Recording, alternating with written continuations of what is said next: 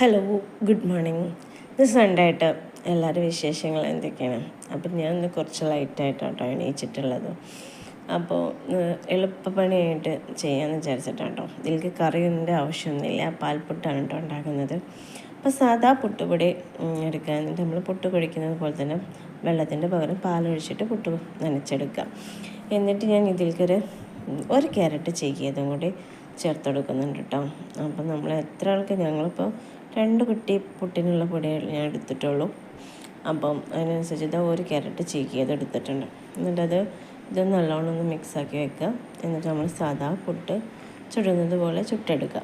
ഇതിന് combination കറിനേക്കാളും combination നമ്മൾ പഞ്ചസാര കൂട്ടി കഴിക്കാനോ അല്ലെങ്കിൽ നമ്മൾ പഴം വാട്ടിയതോ അല്ലെങ്കിൽ ചെറുപഴം അങ്ങനെ മിക്സാക്കി കഴിക്കാനും നല്ല ടേസ്റ്റാണ് കേട്ടോ. എല്ലാം വെറുതെ കട്ടൻ ചായയുടെ കൂടെ കഴിക്കാനും നല്ല ടേസ്റ്റാണ്.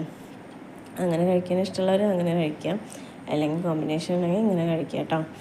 അപ്പോൾ അതൊക്കെയാണ് ഇന്നത്തെ വിശേഷങ്ങൾ. മറ്റേ എന്നും ഗാർഡൻ വീഡിയോസാണ് ഇടാറ്. അപ്പോൾ നിങ്ങൾക്ക് ഗാർഡൻ വീഡിയോസാണോ ഇഷ്ടം അതോ കുക്കിംഗ് വീഡിയോസാണോ ഇഷ്ടം എന്നുള്ളതൊക്കെ നിങ്ങൾ മെസ്സേജ് ചെയ്യട്ടോ.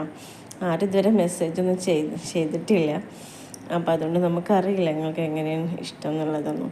പിന്നെ നമ്മൾ സപ്പോർട്ട് ചെയ്യുന്നവർ സപ്പോർട്ട് ചെയ്യുക കേട്ടോ. ഇഷ്ടമുള്ളവർ സപ്പോർട്ട് ചെയ്യുക, പിന്നെ ലൈക്ക് ചെയ്യുക. അപ്പോൾ അതൊക്കെയാണ് വിശേഷങ്ങൾ, ഇന്നത്തെ വിശേഷങ്ങൾ കേട്ടോ. അപ്പം ഞങ്ങളിത് നേന്ത്രപ്പഴം വാട്ടിയതിൻ്റെ കൂടെയാണ് കേട്ടോ കഴിക്കുന്നത്. അപ്പോൾ അത്രയേ ഉള്ളൂ ഇന്നത്തെ വിശേഷം. Okay, by.